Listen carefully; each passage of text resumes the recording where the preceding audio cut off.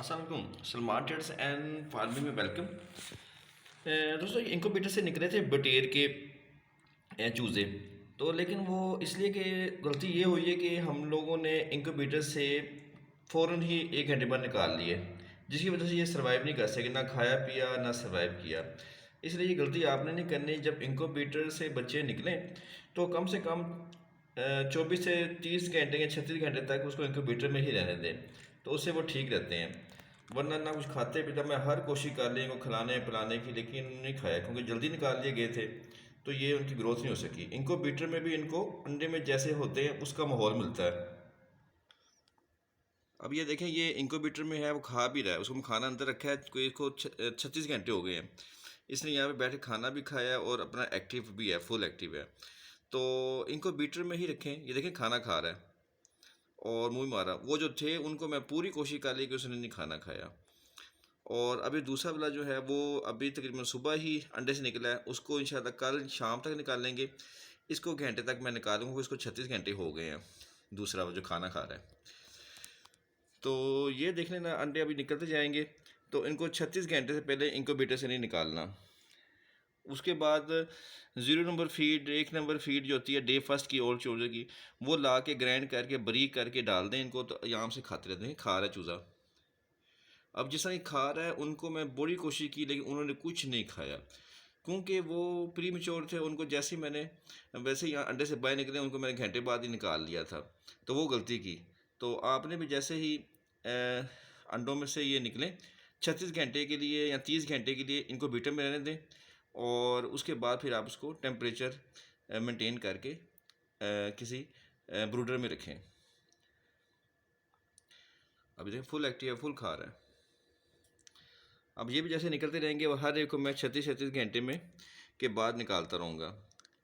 उसके बाद आराम से पानी दे दें चीनी वाला, और फीड दे दें 0 नंबर, मिक्स करके ग्राइंड करके, तो आराम से खाते रहेंगे। अब ये इंक्यूबेटर है। अब ये बटेर के बच्चे हैं, ये तकरीबन 15 से 18 दिन में ये निकल आते हैं।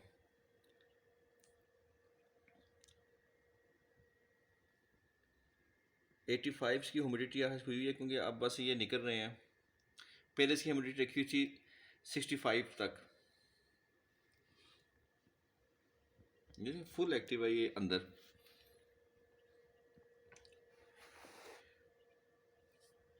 पानी यहाँ से ख्याल करना है, पानी ख़त्म ना होना पाए, पानी लाजमी रहे, इसी से ह्यूमिडिटी बढ़नी है, इसका ख़ास ख्याल रखना है। पानी का जग रखें और उसको थोड़ी देर बाद डालते रहें। दिन में 2 या 3 दफ़ा चेक कर लें पानी। पानी ख़त्म नहीं होना चाहिए, ह्यूमिडिटी सबसे मेन चीज़ है।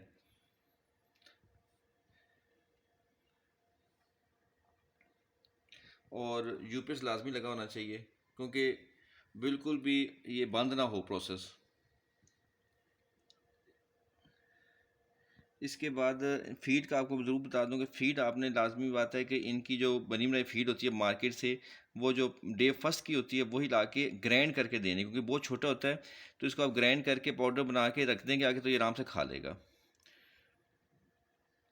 और पानी जो सा देना है आपने, वो पानी आपने कोशिश करनी है कि उसके अंदर थोड़ी सी ब्रूफिन ज़रूर डाल दें, तो उससे भी ये ठीक रहते हैं।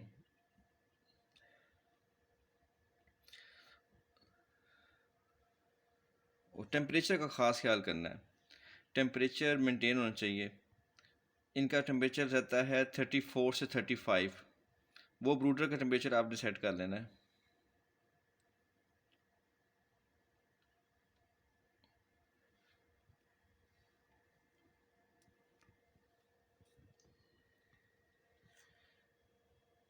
जब कम से कम 36 घंटे 30 घंटे इसमें रहेंगे, खाना खाएंगे, ठीक हो जाएंगे, एक्टिव हो जाएंगे, फिर उसके बाद निकाल के टेम्परेचर को पर रखेंगे, तो फिर सर्वाइव करेंगे। तो इनको खाने की आदत भी पड़े। अब जो पहले मैंने निकाल लिए थे घंटे घंटे बाद, तो वो उनको मैं सारी कोशिश कर दी, लेकिन वो उन्होंने कुछ नहीं खाया पिया। तो ये आपने गलती नहीं करनी। और जैसे ही ये इंक्यूबेटर में टाइम पे जब चूज़े अंडों से बाहर निकलें, तो उसको 30 से 36 घंटे के लिए रहने दें, और उसके बाद फिर आप निकालें। ठीक है, उम्मीद करते हैं दोस्तों इस तरह से आपका नुकसान नहीं होगा।